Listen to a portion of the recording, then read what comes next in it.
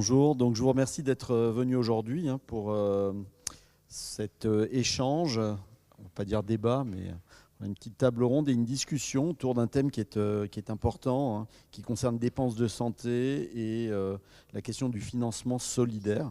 Je tiens à remercier, donc je laisse Damien qui présentera les deux intervenants, que je remercie, et je remercie également Damien qui est à l'initiative de cette table. Voilà, donc merci, et je te laisse la parole sans trop tarder. Merci beaucoup Edmond, merci à vous d'être venu. Merci, on a le plaisir d'accueillir du coup Denis Reynaud qui est directeur de l'IRDES et Didier Balzan qui est directeur de cabinet à la présidence de la mutualité familiale. Donc on a la chance d'avoir deux spécialistes de la protection sociale et du système de santé, deux experts qui vont du coup nous apporter leur vision, nous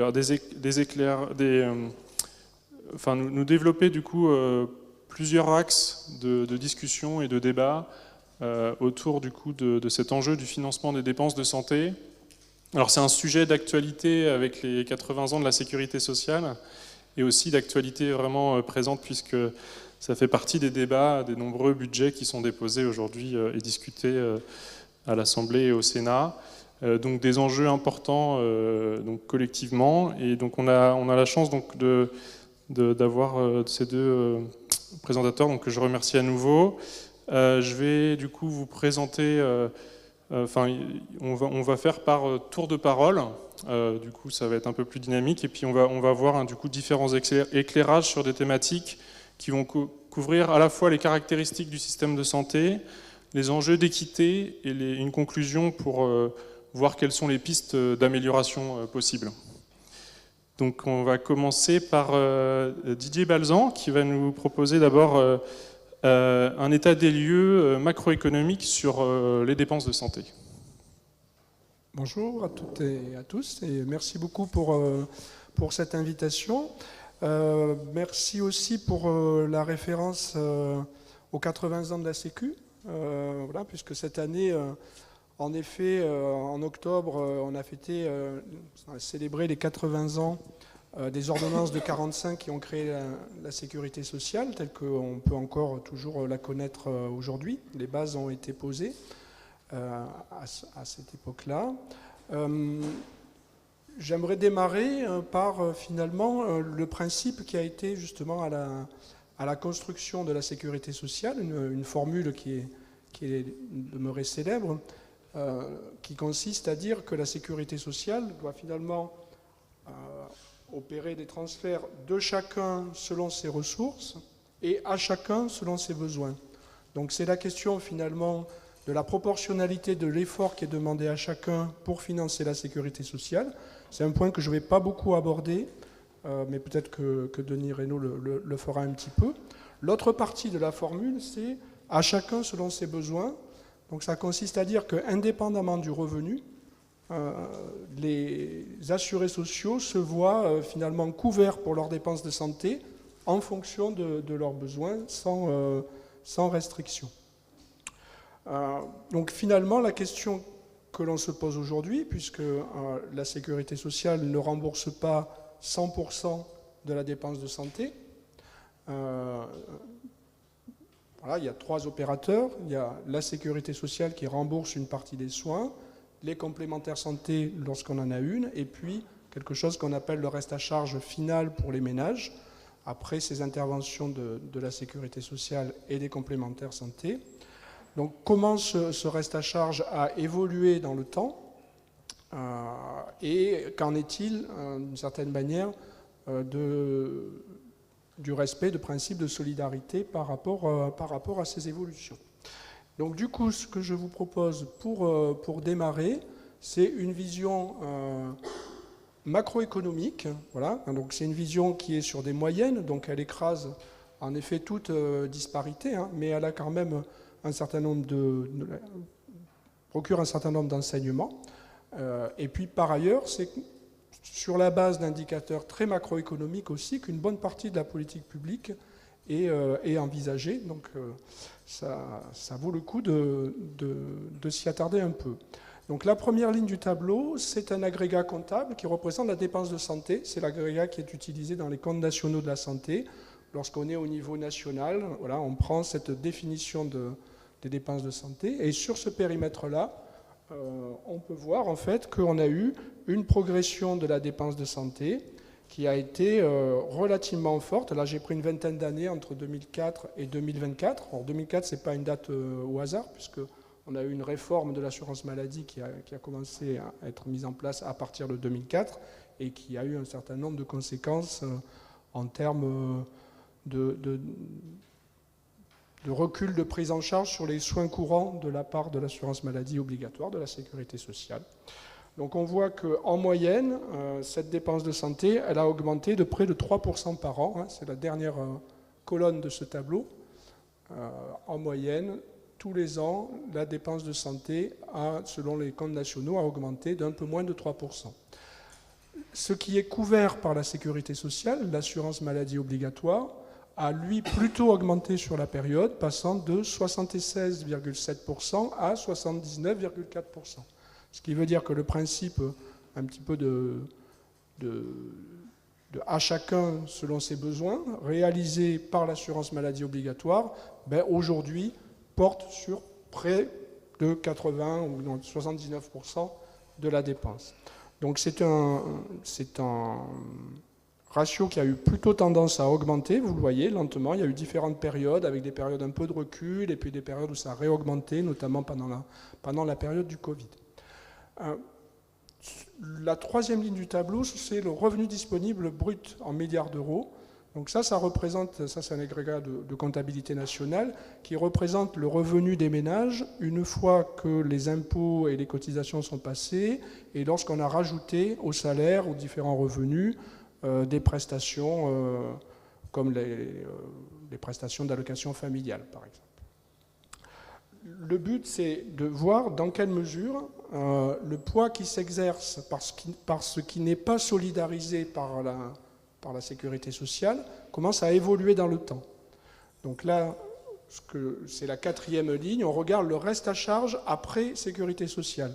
Lui, il a augmenté de 56% sur la période, ou de 2,2% par an en moyenne. Et lorsqu'on compare ça à l'évolution du revenu disponible brut, qui lui a augmenté de 80%, donc plus rapidement, on voit que le reste à charge après AMO dans le revenu disponible brut des ménages, il a eu plutôt tendance à régresser, il est passé de 3,3 à 2,8%. Ce qui veut dire que d'un point de vue macroéconomique, l'effort qui est supporté par les ménages, en moyenne, qui n'est pas solidarisé, on va dire, par la sécurité sociale, a eu plutôt tendance à diminuer dans la période, ce dont on se réjouit, mais est-ce que pour autant tout est réglé? Le propos est justement d'expliquer pourquoi ce n'est pas tout à fait satisfaisant.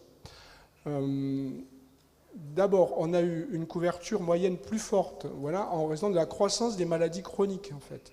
On a un système dans lequel les personnes qui sont reconnues dans une infection longue, de longue durée,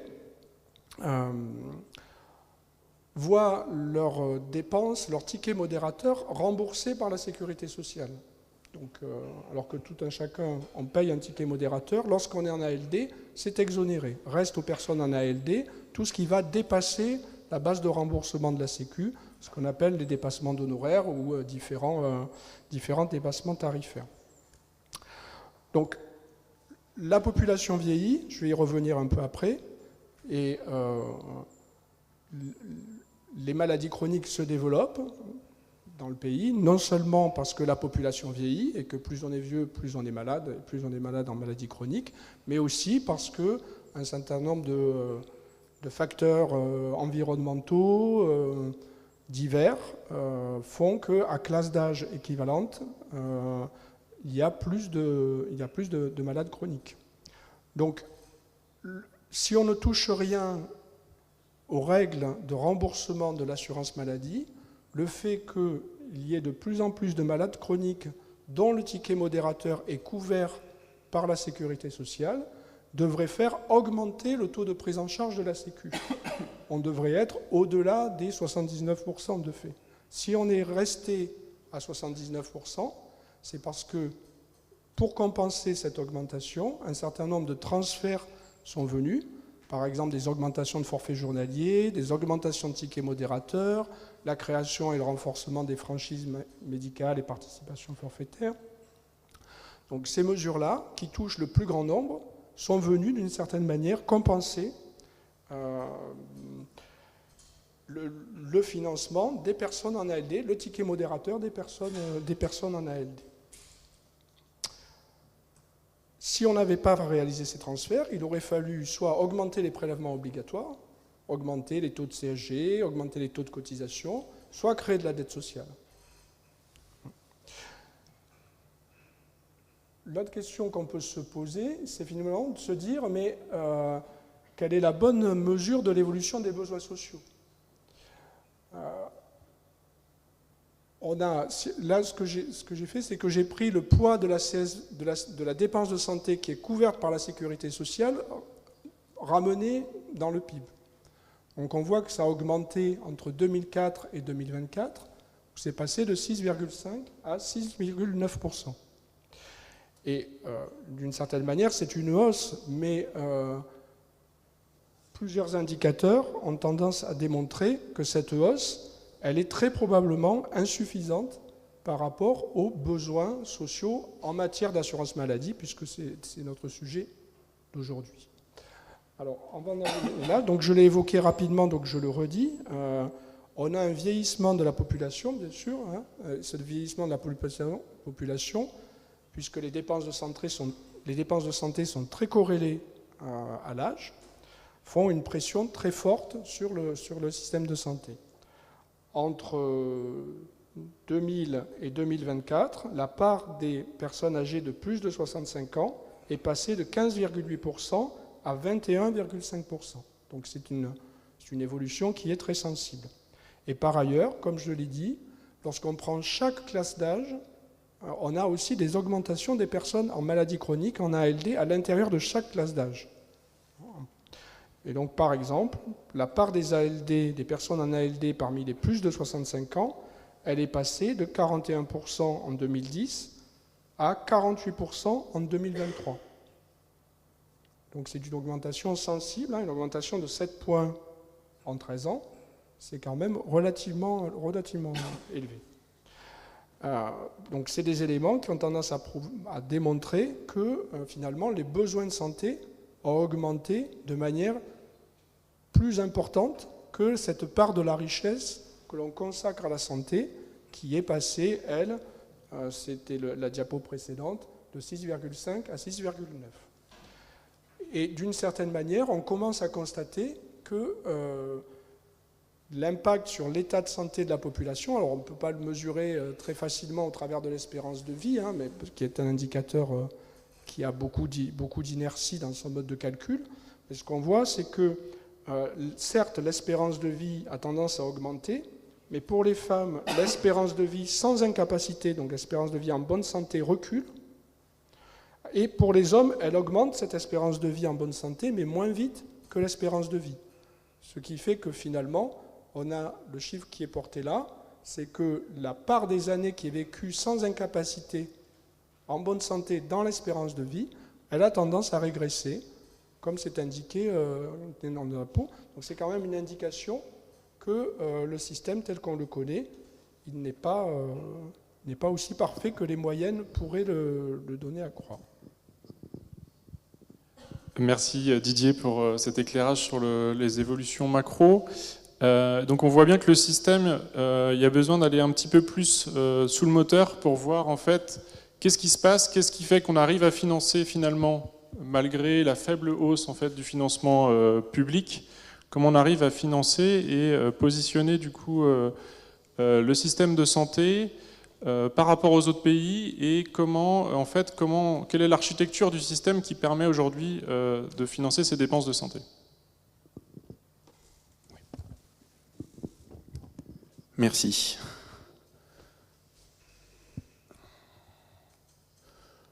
Oui, donc je vais démarrer par un petit graphique de comparaison internationale, en ayant en tête que la croissance des dépenses de santé, c'est partout dans le monde. Dans le monde, c'est un problème pour absolument tous les pays. Tous les pays développés font face au vieillissement de la population, au développement des maladies chroniques, au coût de l'innovation qui fait exploser le coût des soins. Et donc tous les pays ont des problématiques de financement des dépenses de santé. La France est un des pays qui dépense le plus au monde, mais ça n'est pas celui qui dépense le plus. En pourcentage des dépenses de santé, le pays qui dépense le plus et qui a un système par ailleurs qui ne fonctionne pas très bien avec beaucoup d'inégalités, ce sont les États-Unis avec 17% de dépenses de santé, 17% des dépenses de santé par rapport au PIB. En Europe, vous avez l'Allemagne, l'Autriche et la Suisse qui sont à peu près à 12% de dépenses de santé et la France est donc le 5e pays du monde avec 11,5%. Alors, le système français a une caractéristique, c'est que le financement des dépenses de santé est progressif. Progressif, ça veut dire quoi? Ça veut dire que la contribution des personnes au financement des dépenses de santé est croissante avec leur niveau de vie. Voilà, donc c'est un indicateur qu'on regarde assez souvent. Par exemple, vous avez vu dans la presse tous les débats autour de la taxe Zuckman, c'est sur le débat autour de la progressivité de l'impôt sur le revenu. Et ce qui a été pointé, c'est que l'impôt sur le revenu est progressif, sauf pour les plus riches qui en proportion de leur revenu, payent moins. Donc là, pour la France, il y a des travaux de recherche, dont un des auteurs d'ailleurs est Damien Bricard, voilà, donc bravo Damien, qui montre que la France, c'est le pays au monde qui a le financement des dépenses de santé le plus progressif. Et donc ça, évidemment, ça s'explique par la sécurité sociale, qui finance, donc Didier l'a montré, 80% des dépenses. Alors 80% c'est bien, mais il y a des pays qui font mieux, qui dépensent facilement à hauteur de 85% des dépenses, comme le Royaume-Uni ou l'Allemagne par exemple. Mais pour autant, le système français est plus progressif que le financement des dépenses de santé dans ces autres pays. Par exemple, je vous ai indiqué donc... Voilà, vous avez la France avec la petite flèche bleue tout en haut, et voilà, pour un peu de pédagogie, j'ai présenté l'Allemagne, qui a un système assez comparable à la France. Alors c'est quoi la principale différence entre la France et l'Allemagne? C'est l'universalité. L'universalité, c'est-à-dire qu'en France, tout le monde est couvert de manière obligatoire par la sécurité sociale, avec des financements qui dépendent de la capacité à payer. En Allemagne, le système est assez proche, sauf que pour les salariés qui ont des salaires supérieurs à un certain seuil, les plus gros salaires, les 10% qui ont les meilleurs salaires, ils ont la possibilité de sortir du système public pour bénéficier d'une assurance privée et qui, là, évidemment, va avoir des cotisations qui ne seront pas dépendantes du revenu.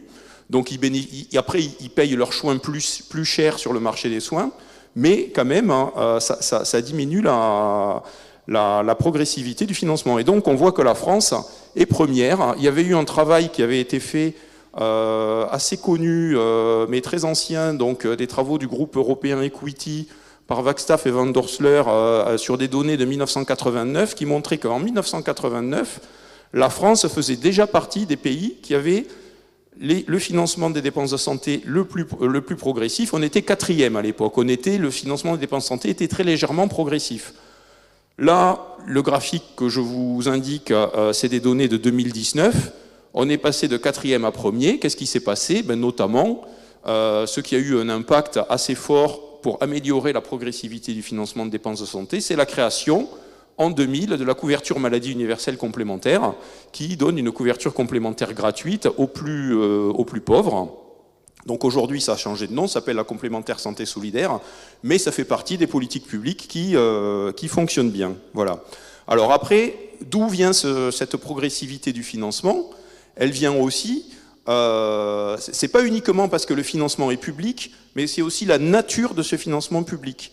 Donc le fait que les dépenses de santé soient financées de manière importante par la CSG, contribution sociale généralisée, qui va être proportionnelle au salaire, mais avec des exonérations de CSG pour les bas salaires, et avec une assiette de CSG où il y a aussi les revenus du patrimoine, qui concernent plutôt des gens qui ont des revenus élevés.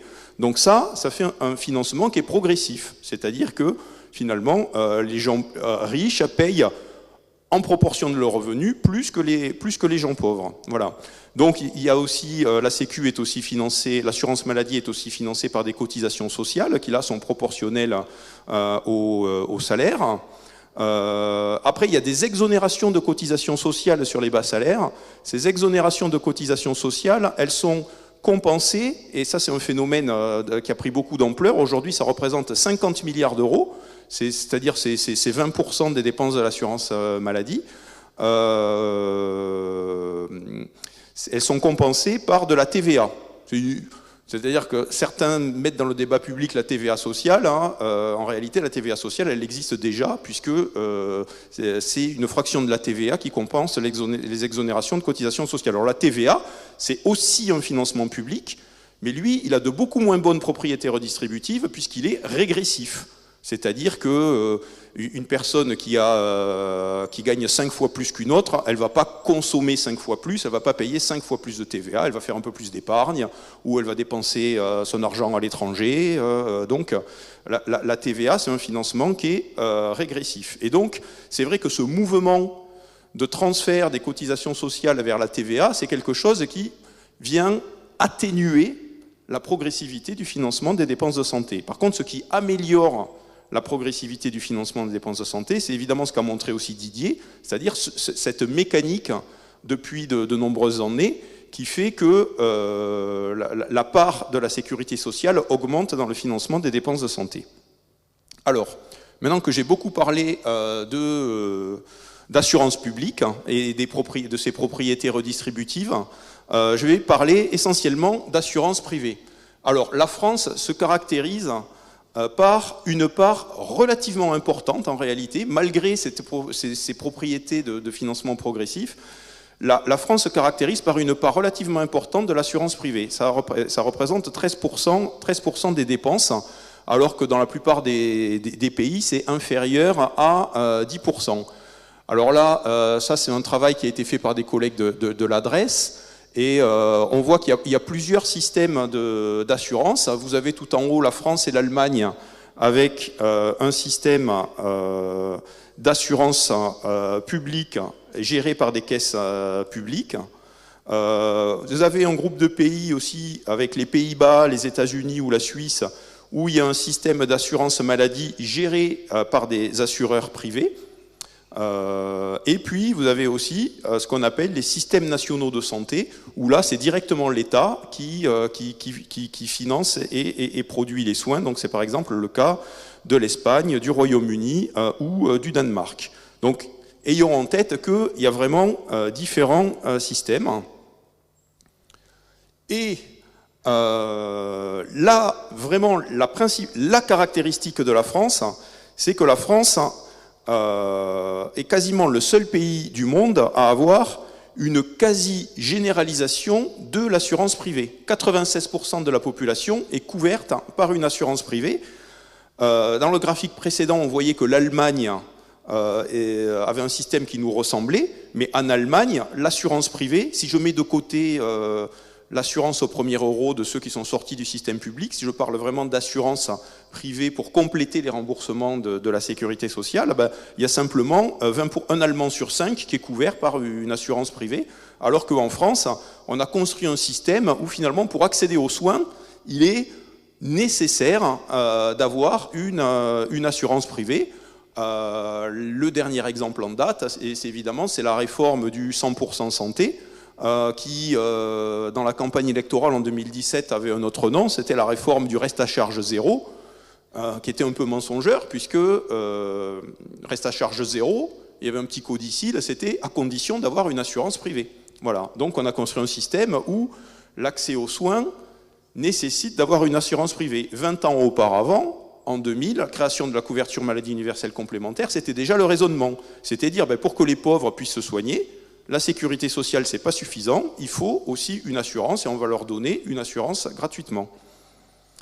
Donc on voit que dans les autres pays, c'est beaucoup moins fréquent. Alors aux Pays-Bas, c'est beaucoup plus répandu, mais on va voir que l'assurance aux Pays-Bas est d'une nature bien différente et que ce n'est pas exactement comparable. Alors, la caractéristique de la France, c'est que le périmètre d'intervention de l'assurance privée est quasi uniquement en complément des soins déjà financés par l'assurance maladie obligatoire. En fait, en France, pour financer les soins, il y a deux assureurs, l'assureur public et l'assureur privé. Ces deux assureurs remboursent les mêmes soins produits par les mêmes professionnels de santé et fournis aux mêmes patients. C'est ce qu'on appelle assurance complémentaire. Il existe d'autres systèmes. Par exemple, les assureurs peuvent se spécialiser sur des soins différents. Donc, ils interviennent, l'assureur public intervient sur certains soins, l'assurance privée intervient sur d'autres soins. C'est par exemple, alors c'est ce qu'on appelle une assurance supplémentaire. C'est là sur le diaporama, c'est ce qui correspond par exemple aux Pays-Bas, où pour les adultes, les soins dentaires et l'optique, c'est pas du tout pris en charge par l'assurance de base. Il faut avoir une assurance privée supplémentaire pour couvrir ces soins. C'est aussi le cas, par exemple, pour les soins de kinésithérapie qui ne sont pas pris en charge aux Pays-Bas. Il faut avoir une assurance privée pour les prendre en charge. Ils ont vraiment des domaines d'intervention très différents. Ne figure pas dans le diaporama, mais c'est aussi l'exemple du Canada, où par exemple au Canada, les médicaments ne sont pas du tout pris en charge par l'assurance publique. Il faut avoir une assurance privée pour être remboursé sur les dépenses de médicaments. Alors vous avez aussi d'autres types d'assurances. Vous avez ce qu'on appelle les assurances duplicatives. L'assurance duplicative, c'est quoi? C'est une assurance qui permet de contourner le système de soins publics. Donc là, c'est bien des soins qui sont produits pour les mêmes patients, c'est les mêmes types de soins, mais ils ne sont pas fournis par les mêmes professionnels de santé. C'est typiquement le cas du Royaume-Uni, où c'est assez marginal, mais il y a 10% des gens au Royaume-Uni, plutôt des salariés des grandes entreprises, qui bénéficient d'une assurance privée. L'assurance privée, elle sert à financer quoi? Mais plutôt qu'aller se faire soigner dans l'hôpital, dans le NHS, dans un hôpital public avec des délais d'attente qui peuvent être très longs, ils peuvent aller dans des cliniques privées, choisir leur médecin et être soignés sans délai d'attente. Donc ça, c'est des systèmes duplicatifs. Et qui ne figurent pas dans la diapo, il y a aussi ce qu'on appelle les assurances substitutives. Donc c'est les assurances qui viennent au premier euro à la place de l'assurance publique. C'est par exemple le cas de l'Allemagne pour les salariés avec des salaires élevés dont je parlais tout à l'heure. Voilà. Merci Denis. Alors par la suite, on s'intéresse à une autre question. C'est que du coup, on a vu que le système français, il est plutôt généreux en couverture, qu'il a besoin quand même d'être complété par le système d'assurance complémentaire, sinon on n'a pas une couverture totale des soins. Il y a un enjeu qui est vraiment important de voir est-ce que finalement on couvre bien ce système, c'est de voir est-ce que il y a une protection du coup dans le cas d'un reste à charge élevé lié à des besoins qui seraient importants, des besoins de santé importants. Et du coup, Didier va nous parler du mécanisme de protection, d'un mécanisme de protection et de ses enjeux. Oui, je vais revenir effectivement sur le principe, sur les affections longue durée. Donc j'ai trouvé ces graphiques dans un rapport récent d'une mission de l'Inspection générale des affaires sociales, qui a fait une revue des dépenses relatives aux affections longue durée,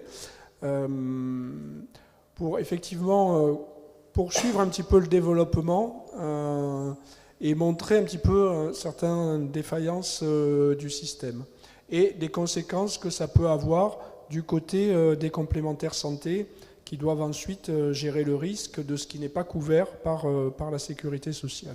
Donc le graphique, là, on peut s'attarder simplement à la courbe orange, en fait, qui montre en fait que la part des personnes qui sont en ALD par tranche d'âge est nettement croissante avec avec l'âge, justement. Donc pour les plus de 85 ans, on a presque 70% d'entre eux qui sont en ALD, alors que on va être sur des taux de 20% pour les 51-55 ans, et puis environ de l'ordre de 10% pour les trentenaires. Donc on voit en effet, ça illustre un petit peu des mécanismes dont j'ai parlé tout à l'heure. Je voulais aussi montrer le graphique suivant, en fait, qui montre quand même le lien que l'on peut faire entre l'état de santé et le niveau de vie, hein, puisque là on a des taux de standardisés par décile de niveau de vie. Donc pour mettre de côté la question de l'âge et de la répartition des revenus à travers les âges, hein, donc c'est standardisé par l'âge, mais ça montre qu'on a quand même une chute très nette du taux de personnes en ALD, donc des affections longue durée, en fonction du niveau de vie, puisque vous voyez que ça baisse presque de moitié entre les premiers déciles et les derniers. Donc on a un gradient social très fort sur les affections longue durée, qui tient d'une part probablement à des questions d'accès au système de soins. Hein. D'une certaine manière, dans notre système de soins, le fait de pouvoir payer des dépassements d'honoraires, c'est en quelque sorte un coupe-fil pour être soigné rapidement. Et puis, donc avec, du coup, on évite des pertes de chance, hein, si on se fait soigner rapidement dans certaines pathologies. Et puis, par ailleurs, c'est toute la question des déterminants de santé. On sait que le système de santé est loin d'être un facteur majoritaire hein, dans l'explication de l'état de santé. Il y a tout ce qui va concerner l'alimentation, l'exposition aux différents polluants, le logement, voilà, tous les facteurs qui effectivement contribuent à la santé, au bien-être par ailleurs des personnes et qui sont nettement corrélés avec le niveau de vie. Donc là, peut-être deux choses sur cette slide, c'est que pour comprendre en fait un petit peu ce qui se passe par rapport aux ALD, on pourrait penser que le système des ALD est un système qui est très protecteur. Certes, il protège puisqu'il exonère du ticket modérateur, hein, mais il n'est que partiellement protecteur parce que de fait, lorsqu'on regarde l'ensemble des dépenses, tout ce qui va concerner, tout ce qui est au-delà de la base de remboursement de la Sécu, bien, ce que nous dit l'IGAS, c'est que finalement, le reste à charge est plus des personnes qui sont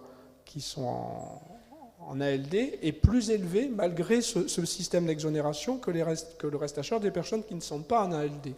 Voilà. Donc ça montre une première défaillance du système, c'est que d'une certaine manière, l'assurance maladie obligatoire, la Sécu,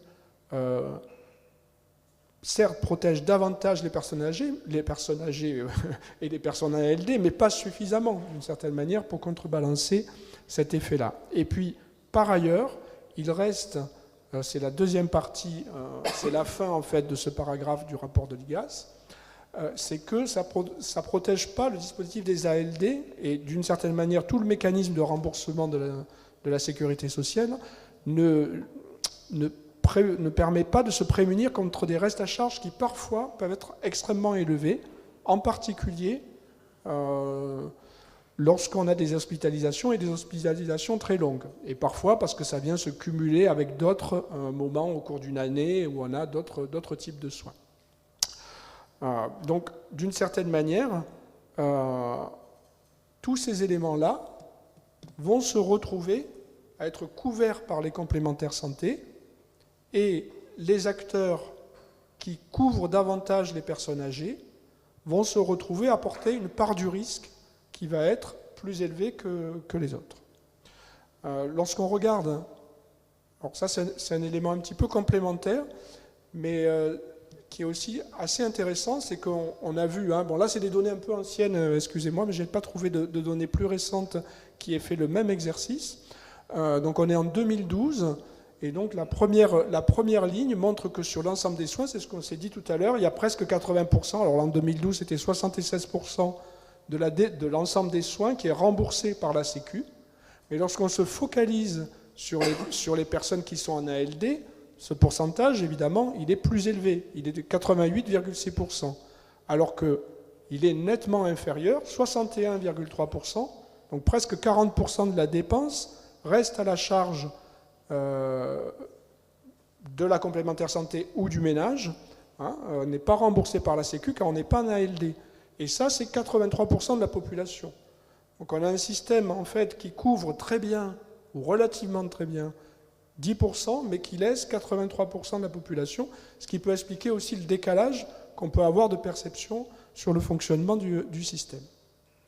Si je reviens à la question des restes à charge importants, donc en 2018, la Mutualité française avait fait une étude qui comparait en fait sur un échantillon de mutuelles les restes à charge hospitaliers pour les 5% de la population qui avaient les restes à charge les plus élevés, donc des restes à charge extrêmes.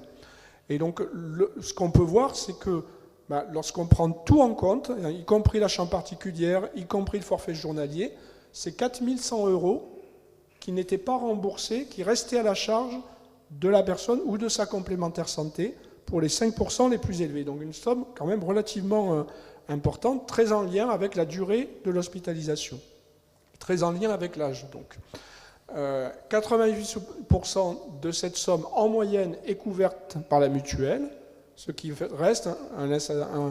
laisse un reste à charge après sécurité sociale et la mutuelle de 500 € en moyenne. Donc on a cet effet de protection qui n'est pas complètement réalisé par l'assurance maladie obligatoire, ou pour des raisons multiples et d'un système qui est extrêmement complexe, et en particulier il était très difficile pour un assuré d'avoir une anticipation correcte de ce que va être son reste à charge à l'issue de son hospitalisation, ce qui est quand même un problème pour certains ménages. On rentre, mais on ne sait pas exactement quelle va être la facture en sortant. Et par ailleurs, c'est très lié à l'âge aussi, comme je l'ai dit, et lorsqu'on compare donc sur un champ équivalent, on voit que ce reste à charge qui va être partiellement couvert par les mutuelles, eh bien justement, il est plus élevé dans les mutuelles, ce reste à charge, que dans les autres opérateurs, parce que les mutuelles assurent davantage de personnes âgées que les autres opérateurs. Alors les autres opérateurs, il faut les définir. Ce sont d'une part les instituts de prévoyance qui interviennent sur le régime de la complémentaire collective et les assureurs privés lucratifs qui interviennent sur l'ensemble des champs, mais qui aussi sont des pratiques commerciales assez agressives envers les jeunes et donc du coup arrivent à capter davantage des populations jeunes. Et les institutions de prévoyance, elles sont focalisées sur les contrats collectifs, et les contrats collectifs, par définition, ils touchent les actifs, et donc en moyenne plus jeunes que... voilà. Donc on a une difficulté dans un système qui finalement détricote des mécanismes de mutualisation en ayant segmenté les différentes façons dont les assurés peuvent aller vers leur complémentaire santé à titre individuel, au travers de leur couverture d'entreprise, au travers des mutuelles de communes, au travers de la complémentaire santé solidaire lorsque leurs revenus sont relativement faibles. Je crois que c'est ce que j'avais prévu de dire. Belle transition sur les enjeux vraiment qui sont portés du coup dans l'architecture du système actuel. En fait, il y a un enjeu fort que tu as commencé à évoquer, Didier, c'est la segmentation ou les différences d'accès à la complémentaire. Et donc il y a un enjeu de plus en plus fort qui se pose pour l'accès aux contrats, notamment individuels, des personnes retraitées, donc qui n'ont plus accès du coup par leur travail. Oui, merci. Donc avant de vous parler des retraités, je vais d'abord vous parler du marché de l'assurance complémentaire. Donc Didier l'a dit, il y a trois types d'acteurs, les mutuelles, l'institution de prévoyance et les sociétés d'assurance. Et il y a deux marchés. Il y a le marché de l'assurance individuelle et le marché de l'assurance collective. Donc le marché de l'assurance individuelle, en général, c'est une assurance facultative, même si on a vu que simplement 4% de la population n'avait aucune assurance complémentaire. Et le marché de l'assurance collective, c'est depuis notamment la réforme du 1er janvier 2016 de généralisation de la complémentaire santé d'entreprise, c'est une couverture obligatoire. Cette réforme de la complémentaire santé d'entreprise, elle a quand même eu un effet, puisque avant qu'il y ait cette obligation de complémentaire d'entreprise, les complémentaires d'entreprise existaient déjà. Il y avait plus de 80% des salariés bénéficiaient déjà d'une complémentaire d'entreprise. Simplement, il y avait des inégalités entre les entreprises, et donc, notamment dans les petites entreprises, il y avait moins souvent une complémentaire santé d'entreprise. Donc, cette complémentaire santé d'entreprise, elle a permis, finalement, elle a été plus équitable pour les salariés, en faisant que tous les salariés, avec une participation de l'employeur, y bénéficient d'une complémentaire à santé d'entreprise, y bénéficient de la mutualisation au niveau du groupe assuré, de frais de gestion plus bas et de la participation de l'employeur. Donc tout ça est très positif. Mais, le mais, c'est que ces assurés qui ont basculé d'une assurance facultative individuelle sur une assurance collective obligatoire, du coup, ils ont eu un impact indirect sur le marché de l'assurance individuelle et notamment sur la mutualisation des risques qui est opérée sur le marché de l'assurance individuelle. Et donc Didier a indiqué que les mutuelles couvraient une population historiquement plus âgée.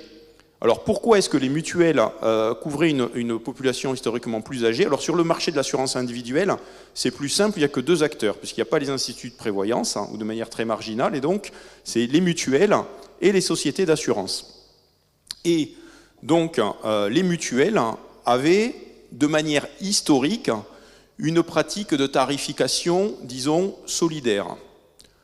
Le marché a évolué, il y a eu la directive assurance de 1991 de la Commission européenne, de l'Union européenne qui organise la concurrence sur le marché. La France a mis très longtemps à la traduire dans ses textes juridiques. Ça a été fait avec le Code de la mutualité en 2002. Depuis 2002, on peut dire qu'il y a une concurrence à peu près à égalité entre les mutuelles et les sociétés d'assurance.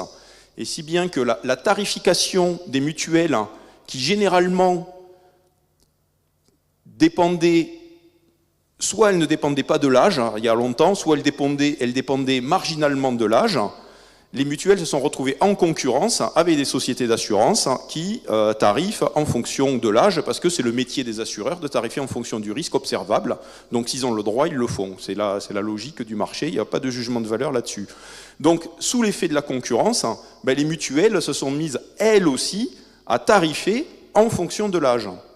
Parce que sinon, elles étaient battues par la concurrence et en clair, les mutuelles conservaient les personnes âgées qui coûtent cher parce qu'elles dépensent beaucoup et les sociétés d'assurance attiraient tous les jeunes qui avec des primes basses parce qu'ils dépensent pas cher. Donc voilà, donc les mutuelles ont été obligées de faire payer moins cher les jeunes pour les garder et pour opérer une mutualisation en fonction des classes d'âge. Donc qu'est-ce qui s'est passé? C'est que assez rapidement, les mutuelles se sont mises à la tarification à l'âge, mais c'était une tarification à l'âge qui, contrairement aux assureurs, n'était pas actuarielle. C'est-à-dire que s'il y a un écart de risque de 1 à 4 entre 20 ans et 85 ans, c'est ce qu'on voit à peu près sur le graphique que vous avez sous les yeux, les mutuelles, elles tarifiaient en fonction de l'âge, mais elles ne faisaient pas payer le vrai prix aux personnes âgées, et donc elle faisait payer un peu plus cher aux personnes jeunes. Mais évidemment, avec la généralisation de la complémentaire santé d'entreprise en 2016, il y a tout un tas d'assurés d'âge actif, par définition, donc des jeunes, pas des retraités, qui ont quitté le marché de l'assurance individuelle, donc qui ont quitté notamment la mutualité, qui est leader sur le marché de l'assurance individuelle. Et donc du coup, ça a complètement modifié leur équilibre de risque. Il a vraiment fallu qu'ils accélèrent sur la tarification en fonction de l'âge. Donc là, ça c'est des données d'une enquête de l'adresse de 2016.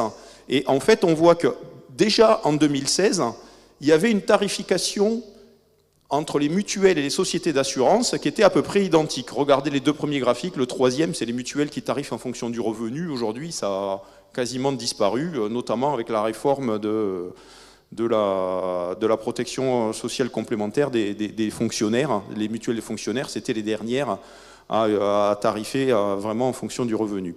Donc, si je regarde les deux courbes du haut, en fait, on voit que si on regarde pour une tarification sur une base 100 à 20 ans, eh bien, on voit que la tarification augmente et donc les tarifs sont multipliés par 2 à 60 ans par rapport à l'âge de 20 ans.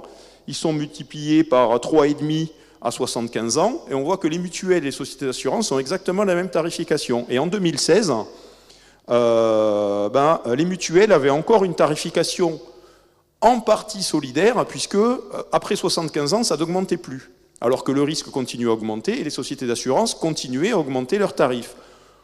Il y a eu là, j'ai pas eu le temps de mettre les graphiques plus récents, mais les enquêtes plus récentes de l'adresse montrent que ça, c'est terminé. C'est-à-dire que même à 85 ans, maintenant, les mutuelles, elles tarifent comme les sociétés d'assurance. Donc, on est vraiment sous l'effet de la concurrence. Les possibilités de mutualisation en fonction des risques entre les âges disparaissent. Et donc, évidemment, ça pose un problème pour ceux qui payent le plus cher, c'est-à-dire les personnes âgées et notamment les retraités. Notamment, il y a un souci au moment du passage à la retraite avec la perte du contrat d'entreprise. Il faut basculer sur des contrats individuels. Ça coûte plus cher. Et en plus, on perd la participation de l'employeur. Donc bien souvent, ce qui reste à payer pour les retraités, c'est multiplié par 3. Voilà, le coût de la complémentaire santé. Et donc évidemment, ça peut poser des problèmes d'accès à l'assurance complémentaire pour les retraités. Et donc là, c'est un graphique qui classe la population en 5 quintiles en fonction de leur niveau de vie.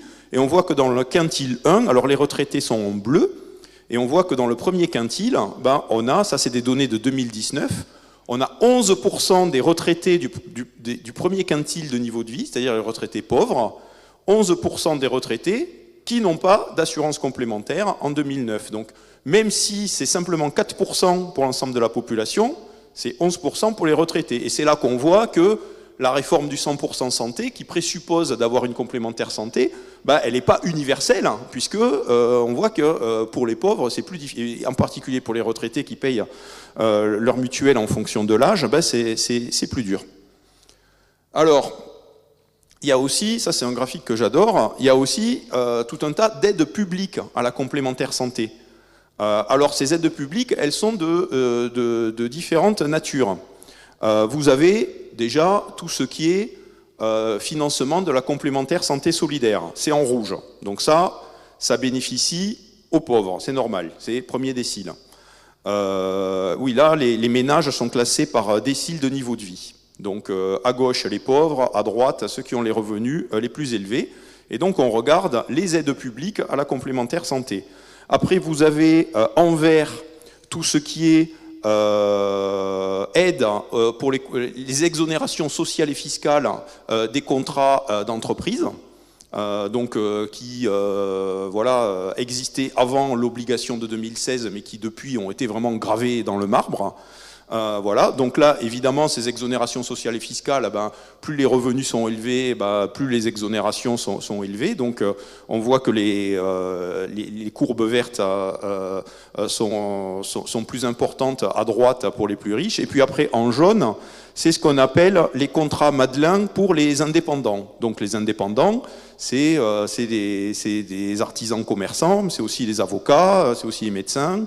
Et donc ça, ils ont aussi des aides pour accéder à la complémentaire santé. Et donc, ce qui est intéressant de voir sur ce graphique, c'est qu'on voit que ces aides publiques, c'est une courbe en U. C'est-à-dire qu'on aide, qui c'est qu'on aide le plus? Tout à gauche, les pauvres, tout à droite, les riches. Et au milieu, les aides sont quasiment à zéro. Enfin, c'est simplement en vert les exonérations des contrats d'entreprise. Et donc, si on regarde maintenant par comment se distribuent ces aides publiques à la complémentaire santé par catégorie de population, donc on voit que les indépendants, ce sont ceux qui bénéficient du plus d'aide. Donc en jaune, voilà, c'est dans le cas des exonérations Madelin. On voit que les indépendants, c'est une population quand même très hétérogène, hein, puisque il y a les riches avocats, mais il y a aussi tout un tas en rouge d'aides qui correspondent à la CMU, ou complémentaire santé solidaire aujourd'hui. Voilà. Et puis, on va simplement regarder les retraités.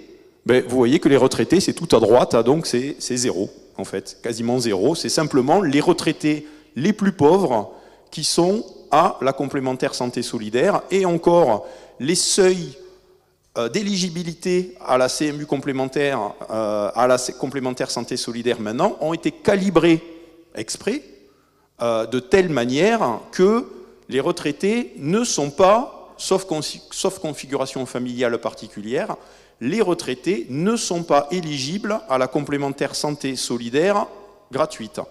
Parce que le seuil, qui est très bas, qui est très inférieur au seuil de pauvreté, est aussi inférieur au seuil du minimum vieillesse. Donc c'est pour ça qu'il y a très peu de rouge, il y a un peu plus de bleu, puisque là le bleu ça correspond à l'époque l'aide à la complémentaire santé, aujourd'hui la complémentaire santé solidaire avec participation financière, où là le seuil d'éligibilité est aussi inférieur au seuil de pauvreté, mais est quand même supérieur au minimum vieillesse, et donc tous les retraités qui sont au minimum vieillesse ou juste au-dessus sont en théorie éligibles à la complémentaire santé solidaire avec participation financière. C'est la seule aide dont ils bénéficient. Tous les autres, voilà, n'ont absolument aucune aide. Donc tous les salariés sont aidés, les indépendants sont aidés, les jeunes, même s'ils sont ni salariés ni indépendants, de toute façon leur risque est bas, donc ils payent pas cher.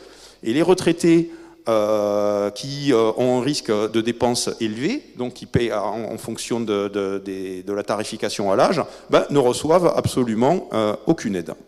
Voilà. Donc évidemment, compte tenu des dynamiques qui sont à l'œuvre aujourd'hui, donc je parlais de la généralisation de la complémentaire santé d'entreprise qui a dégradé la mutualisation à l'âge sur le marché de l'assurance individuelle et qui a mécaniquement augmenté les primes d'assurance complémentaire des retraités. Je pense aussi à des réformes de type le 100% santé. Certes, le 100% santé, c'est une protection supplémentaire, mais cette protection supplémentaire, qui c'est qui la paye? Elle est payée à travers les primes d'assurance complémentaire qui sont plus élevées. Enfin, pour comprendre, c'est très simple. Dans le 100% santé, il y a les audioprothèses. Les audioprothèses, c'est essentiellement des dépenses liées à l'âge pour les retraités. Il y a quelques malentendants, évidemment, jeunes, mais c'est essentiellement des dépenses liées à l'âge pour les retraités. En plus, pour les malentendants jeunes, le panier du 100% santé ne correspond pas bien à leurs besoins. Donc, c'était vraiment fait pour eux. Donc, ça a été vraiment fait pour les retraités, voilà, les audioprothèses. Mais évidemment, les assureurs le savent. Et donc, quand ils font leur calcul actuariel, ils augmentent les primes de qui? Des retraités, pour financer le 100% santé. Donc, on est dans une mécanique aujourd'hui très inflationniste sur les primes d'assurance complémentaire des retraités. Et donc, ça pose un problème.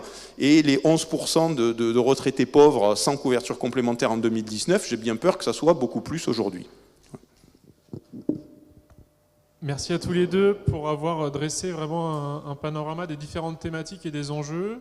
On voulait, avant d'apporter une discussion et d'avoir une discussion avec la salle, apporter vos premiers points de conclusion, discussion sur comment on pourrait améliorer le système finalement pour le rendre plus juste. Exactement. Essayer de répondre un peu à la question de la conférence. De comment conserver un financement solidaire. Alors peut-être par rapport aux différents points, je vais être assez rapide en réalité, par rapport aux différents points que j'ai pu évoquer. Donc c'est effectivement des pistes pour plus de solidarité, donc à mettre en débat, donc ça tombe bien, on s'approche d'échéances électorales majeures, donc voilà. Des questions qui ne manqueront vraisemblablement pas d'être évoquées dans le débat, puisque la question de santé s'impose de plus en plus régulièrement dans les différents moments électoraux. La question de la part de la richesse qu'on souhaite consacrer à l'assurance maladie obligatoire, à la Sécu, pour moi c'est quelque chose d'assez essentiel.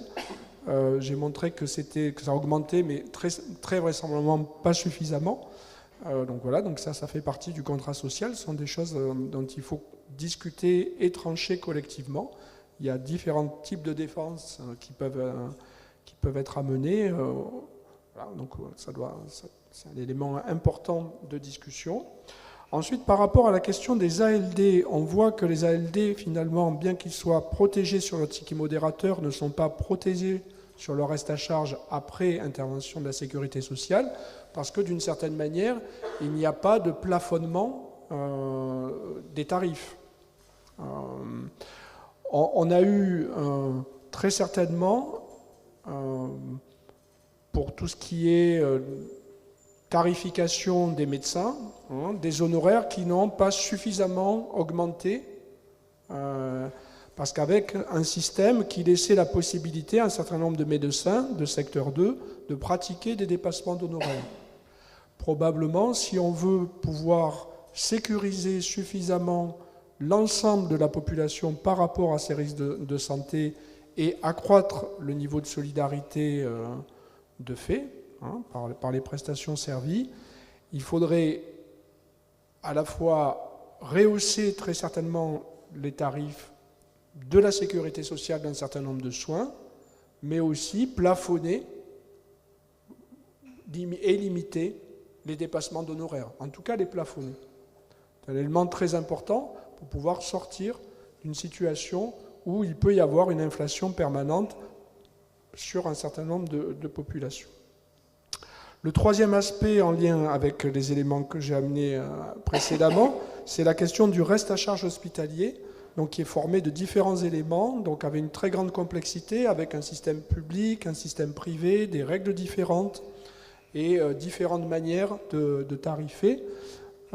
Des propositions avaient été évoquées il y a quelques années, et je pense que ce serait souhaitable d'aller dans cette perspective-là, qui était d'abord de simplifier, voilà, pour rendre plus prévisibles les dépenses pour les assurés, et puis aussi très certainement les forfaitiser, c'est-à-dire les décorréler au moins partiellement de la durée de séjour, faire en sorte que les personnes qui ont des séjours, des durées de séjour hospitalières plus courtes et un reste à charge en quelque sorte plus élevé pour financer un reste à charge raccourci pour les personnes qui ont des durées plus longues.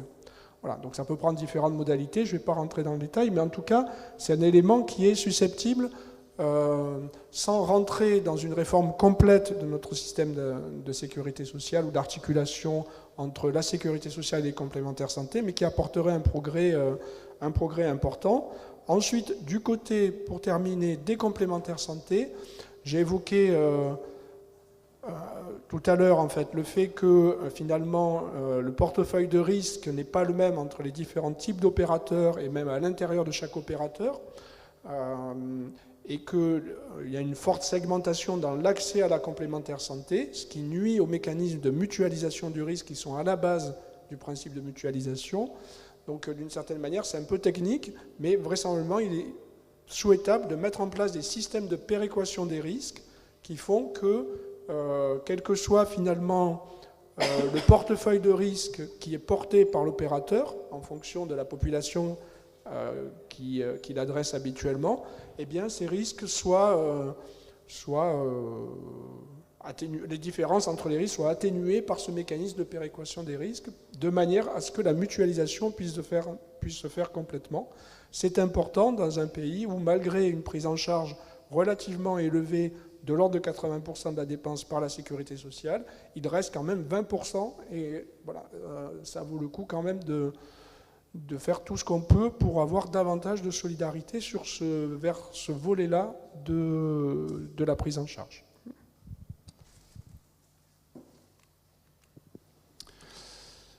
Alors, quelques éléments de conclusion pour moi aussi. Donc, déjà, faire le constat en synthèse que la régulation actuelle conduit à une hausse tendancielle des primes d'assurance complémentaire. J'évoquais la généralisation d'un complémentaire santé d'entreprise et le 100% santé, mais c'est aussi le cas d'une manière générale de la réglementation des contrats responsables qui conduit à des prises en charge toujours plus élevées. Aussi des remboursements qui sont opérés par le système d'assurance maladie obligatoire. Par exemple, il y a eu l'an dernier ou il y a 2 ans la baisse du taux de remboursement des soins conservateurs dentaires, qui sont des mécanismes un peu trouvés pour essayer de stabiliser la part de la sécurité sociale dans le total des dépenses. Mais bon, tout ça implique une hausse, un transfert et donc une hausse des primes d'assurance complémentaire. Donc, comme je vous l'ai dit, les retraités modestes sont très peu aidés. Et ça, c'est vraiment un souci.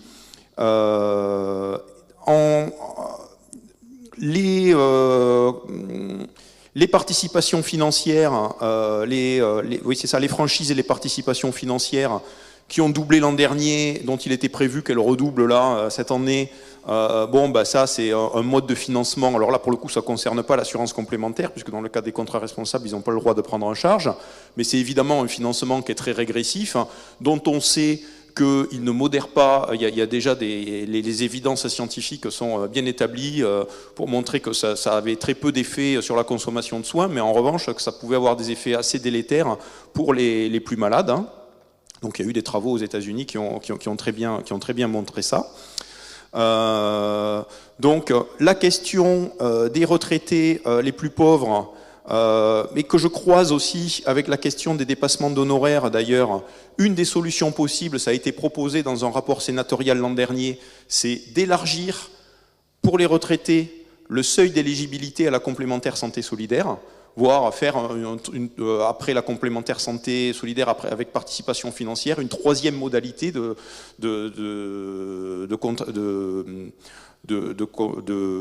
complémentaire santé solidaire, pardon. Pourquoi ?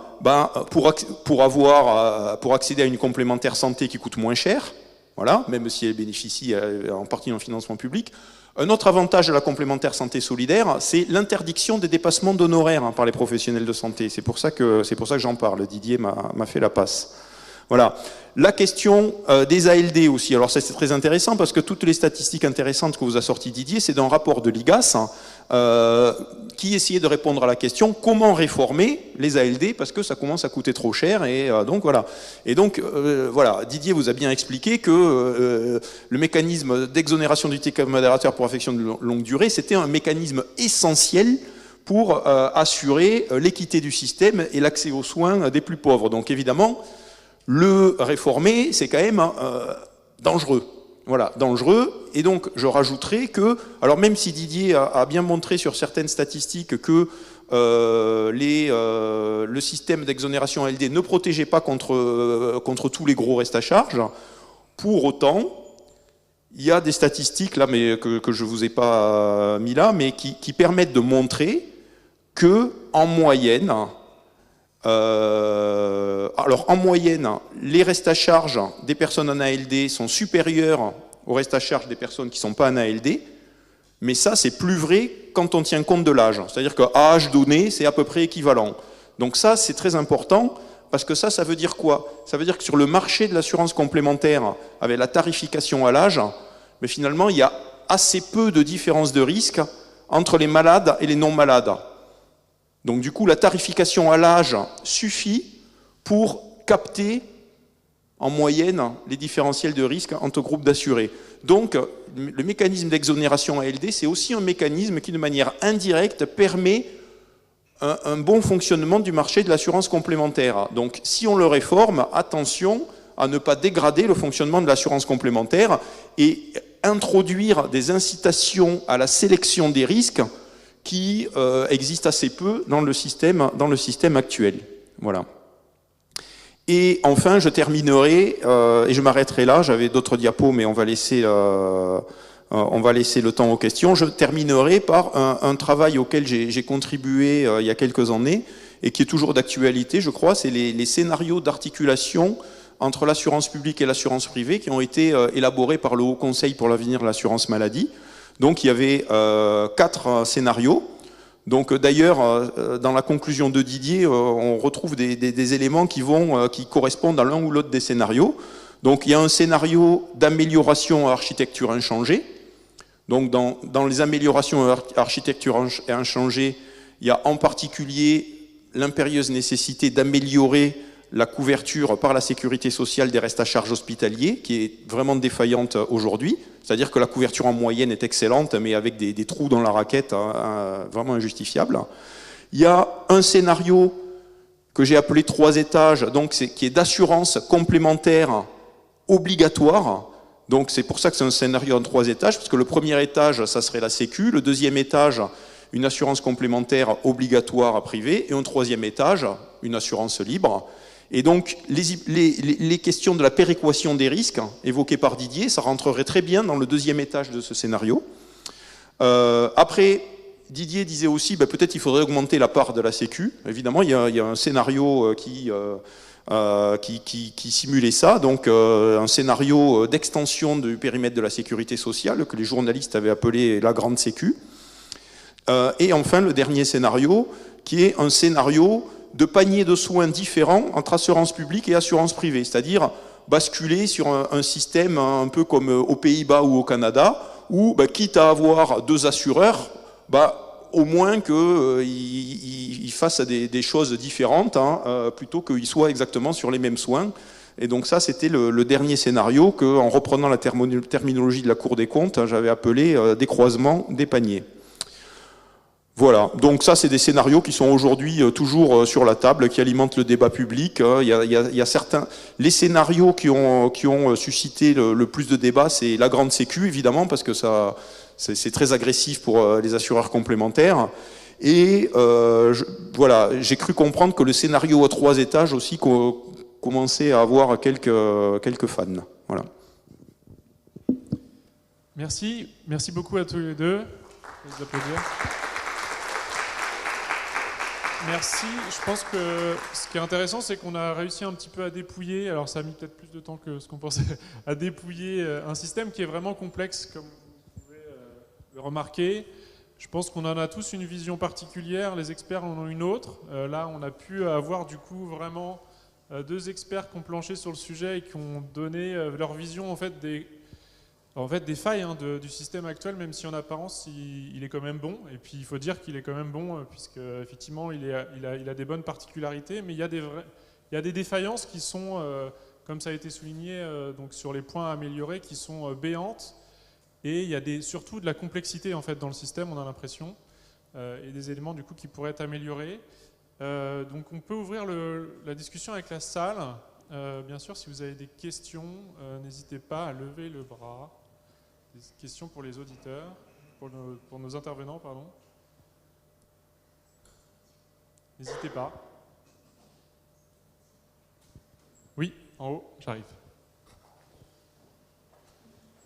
Je vais vous laisser rapidement vous présenter, si vous pouvez, et puis poser votre question. Bonsoir, Dominique Mignana. Je suis là parce que c'est un sujet qui me préoccupe, comme vous pouvez le voir. Je me déplace avec un fauteuil roulant. Je suis confronté à la maladie depuis ma naissance. Donc les hôpitaux, les cliniques, je les ai plutôt pratiqués et je les pratique encore. Et le système de santé évolue. La LED dont vous avez parlé a évolué et on me parle de reste à charge. C'est une réalité que de dire qu'avec les déremboursements des médicaments, avec les nouveaux protocoles qui ont été mis en place, le reste à charge des patients est de plus en plus lourd. Et il n'est pas compensé par une mutuelle, c'est pas vrai. La mutuelle, ça ne fait pas tout. Il y a des mutuelles qui prennent en charge le forfait journalier, il y en a qui ne le prennent pas. Il y en a qui prennent à charger la chambre individuelle, il y en a qui ne le prennent pas. Et surtout, moi, ce que je dénonce dans notre système, c'est ce système pervers où des praticiens exercent à la fois dans le public et à la fois dans le privé. Et vous font un chantage, moi j'appelle ça comme ça. Dans le privé, on ne peut pas vous prendre. Donc, si vous voulez, je peux trouver un créneau dans la clinique privée, moyennant un dépassement d'honoraires. Il y a une charge par rien. Ça, c'est une pratique au jour d'aujourd'hui. Personne ne le dénonce.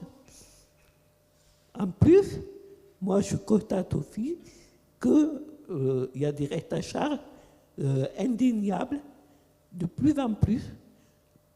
On parle des fauteuils roulants, on est en train de nous faire croire qu'ils vont être remboursés en intégralité. Seulement une liste va être remboursée en intégralité. Si vous êtes hors liste, ça sera 0.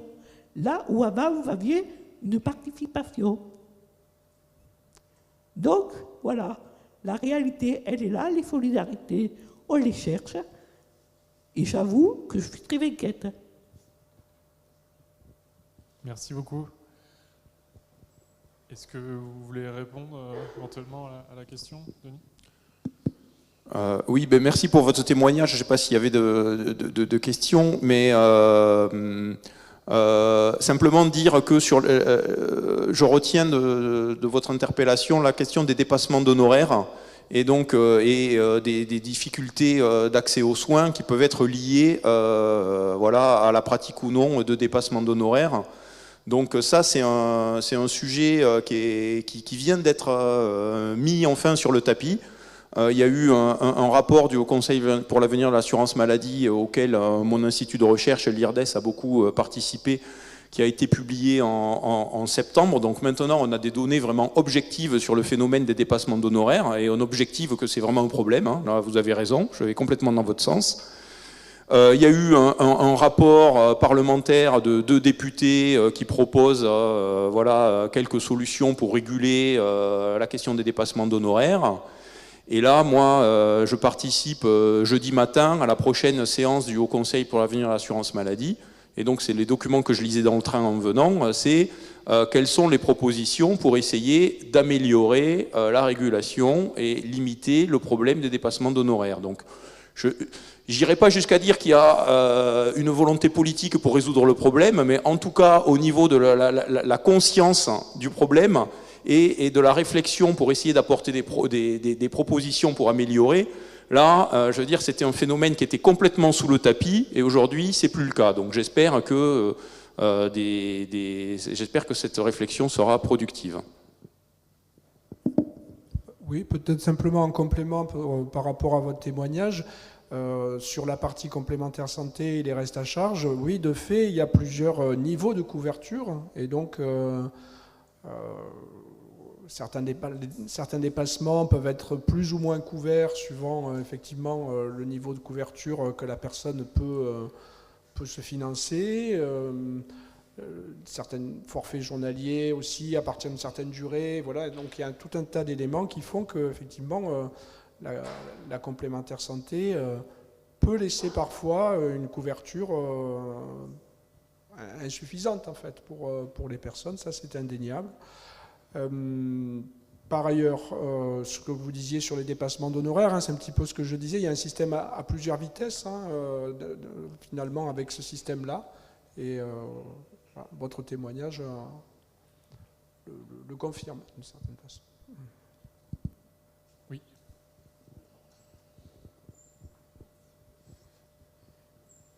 Marlène Guillon, je suis maître de conférence ici. J'avais une question sur les restes à charge extrêmes hospitaliers. Alors j'ai en tête des données qui sont un peu vieilles maintenant, qui montraient que leur composition était très différente en fonction du quintile de revenus, avec beaucoup de dépassements d'honoraires sur le dernier quintile et en fait beaucoup de forfaits hospitaliers sur le premier. Alors déjà, est-ce qu'il y a des données un peu plus récentes sur le sujet? Est-ce que c'est toujours vrai? Est-ce qu'on connaît la distribution de ces restes à charge extrêmes en fonction des quintiles de revenus? Et en bas de la distribution, donc pour ceux en fait qui ont ces forfaits hospitaliers très lourds à supporter, si je ne me trompe pas, normalement, il est exonéré à partir du moment où il y a un acte technique lourd de plus de 120 €. Donc en fait, la question que je me pose, c'est est-ce que ça ne concerne pas des gens qui en fait n'ont pas leur place vraiment à l'hôpital, et est-ce qu'il ne vient pas en fait d'un problème, d'un manque d'un autre type de structure pour accueillir ces personnes-là? Alors sur l'aspect par quintile de revenus, les données qui étaient utilisées pour l'étude que j'ai montrée de la mutualité française n'avaient pas accès à l'information sur les revenus. Donc d'autres études ont dû être faites, j'imagine, dans les services des ministères qui peuvent croiser avec des modèles peut-être de micro-simulation et obtenir des résultats, les résultats que vous citez.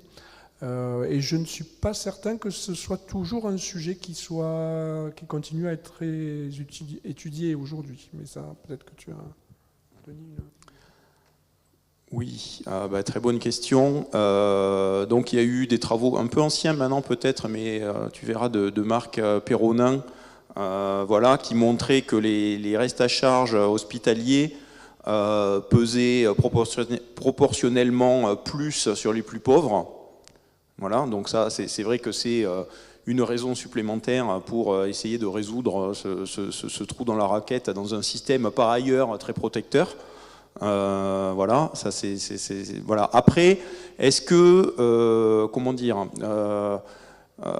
une nuance peut-être par rapport à ce que tu as dit sur est-ce que finalement ce sont des personnes, enfin on ne comprend pas pourquoi, compte tenu des règles d'exonération du ticket modérateur, c'est un peu bizarre ces gens qui ne sont pas exonérés du ticket modérateur, qu'est-ce qu'ils font à l'hôpital? Bon, en fait, les règles sont hyper compliquées, incompréhensibles, hein, vraiment incompréhensibles. Il faut un tableur Excel avec... et je ne vais pas dire de bêtises, mais il y a au moins 4 colonnes et 20 lignes hein, pour essayer de synthétiser toutes les règles. Hein, voilà. Donc j'ai bien en tête l'image, hein, c'est très difficile à comprendre. Je mets au défi quiconque de connaître toutes les règles, hein, à part les gestionnaires hospitaliers peut-être. Et donc, mais en fait, il y a quand même des cas de figure où la place des gens est vraiment à l'hôpital et où ils doivent payer le ticket modérateur. Et je dois dire que c'est bien le risque principal, c'est pas le forfait journalier hospitalier, c'est le ticket modérateur. Parce que le ticket modérateur, c'est 20% du coût journalier du séjour. 20% du coût journalier du séjour. Et là, malheureusement, dans l'actualité, enfin un peu moins récente maintenant, mais on a un exemple très pédagogique, c'est les hospitalisations pour Covid. Les hospitalisations pour Covid, ben, il n'y a pas d'acte exonérant. Il n'y a pas d'acte exonérant. Brancher de l'oxygène, ce n'est pas un acte exonérant. Voilà. Donc, y compris les personnes qui étaient hospitalisées en réanimation pour Covid, elles devaient payer le ticket modérateur. Une journée d'hospitalisation, 3 000 €. 20% de 3 000 €, 600 € par jour. 3 semaines à un hospice, en réanimation, vous faites le calcul. Et là, comment elles font les 4% de personnes qui n'ont pas d'assurance complémentaire? Ben, elles ne peuvent pas payer. À l'époque, Martin Hirsch, qui était directeur général de la PHP, s'était ému du souci en disant que en réalité, ça faisait des créances irrecouvrables pour la PHP parce que c'était pas possible d'aller chercher des factures, recouvrer des factures à 10 000 € auprès de personnes âgées, très âgées, même parfois en grande difficulté. Et dont une partie d'ailleurs était décédée en réa, quoi. Donc voilà. Donc voilà, le système vraiment dysfonctionne sur les restes à charge à l'hôpital.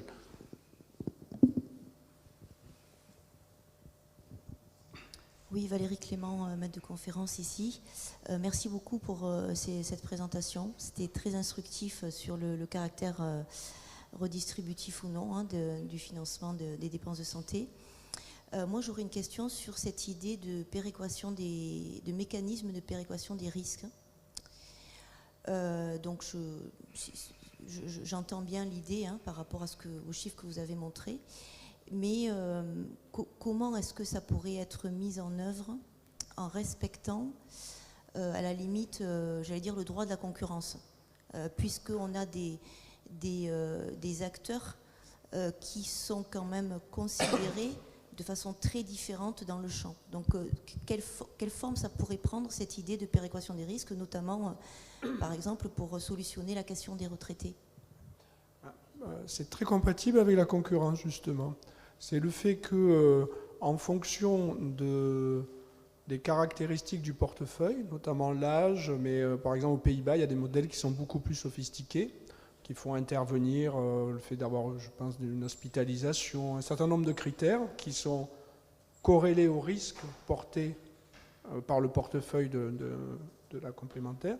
Soit la complémentaire fait un transfert à une caisse de compensation, soit elle reçoit un montant qui vient l'aider. C'est-à-dire quelqu'un qui a un portefeuille très jeune, donc avec des risques relativement faibles, en fonction du modèle général qui est estimé, hein, eh bien, il doit transférer une certaine somme à une caisse de compensation qui va, elle, reverser à une complémentaire qui a, elle, un portefeuille plus âgé pour être sur ce seul critère le plus facile à exposer.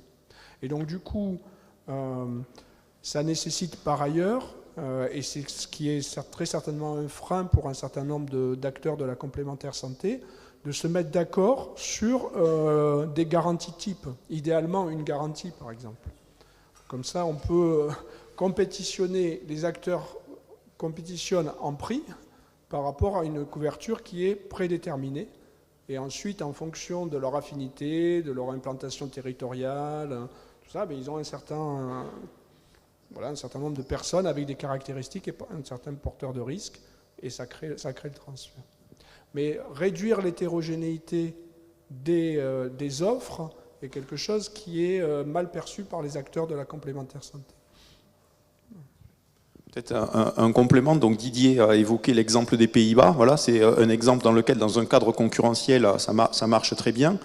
Mais il s'agit d'une assurance au premier euro aux Pays-Bas. C'est-à-dire que du coup, le panier de soins publics est vraiment normalisé.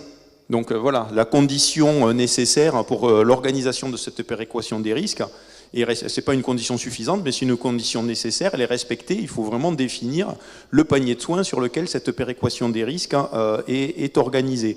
Donc il y a toujours des stratégies d'essayer de sélectionner, enfin d'être meilleur que la péréquation des risques pour essayer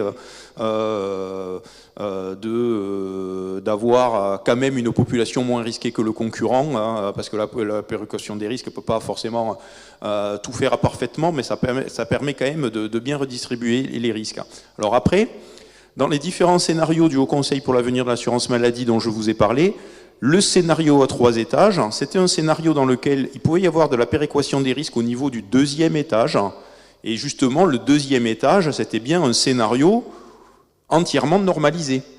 Voilà, où on disait exactement c'est quoi le périmètre qui est couvert par ce 2e étage, ce qui peut permettre d'organiser une forme de péréquation des risques. Bon, après, aux Pays-Bas, la péréquation des risques, elle est organisée pour réguler des assureurs privés qui sont en compétition sur une assurance au premier euro, qui représente 80% des dépenses de santé. Est-ce qu'en France, où l'assurance privée, ça représente 13% des dépenses de santé, moi je dis un chiffre au hasard, mais si on dit que le 2e étage, c'est 8%, est-ce que on sort l'usine à gaz de la péréquation des risques pour essayer de mieux dépenser ces 8%, c'est pas évident. Après, le cadre par rapport à la concurrence, bon, les Pays-Bas montrent que ça marche. Cette question avait été aussi étudiée par le Haut Conseil pour l'avenir de l'assurance maladie, et en fait, il existe 3 espaces dans le droit européen de la concurrence. Il y a un espace marchand de libre concurrence, donc c'est l'espace dans lequel sont en concurrence aujourd'hui les assureurs complémentaires. De l'autre côté, il y a aussi un espace hors marché, pour les activités qui ne sont pas fournies par les entreprises au sens du droit européen de la concurrence. Aujourd'hui, la sécurité sociale, elle exerce bien dans ce cadre-là, complètement hors marché. Mais il existe un espace intermédiaire. Et ce 2e étage, dans le scénario, il se situerait dans cet espace intermédiaire. Donc dans le droit européen de la concurrence, ça s'appelle les services d'intérêt économique général, qui permet de déroger à certaines caractéristiques de la concurrence dans un objectif d'intérêt général et de contraindre les acteurs pour réguler le marché avec des régulations qui ne seraient pas possibles dans un cadre purement concurrentiel. Donc par exemple, dans ce cadre-là, dans le cadre d'un service d'intérêt économique général, on pourrait imaginer au choix soit d'interdire la tarification à l'âge, soit de plafonner la tarification à l'âge en disant il faut qu'il y ait un écart de 1 à 3 maximum. Et alors évidemment, si on fait ça, mais derrière, on est obligé de mettre en place une péréquation des risques, sinon il y aurait des stratégies des acteurs qui feraient s'effondrer l'édifice. Merci pour les réponses. Est-ce qu'il y a d'autres questions? Intervention? Je voyais que ça remuait par là-bas. Oui, tout en haut. Une dernière intervention là?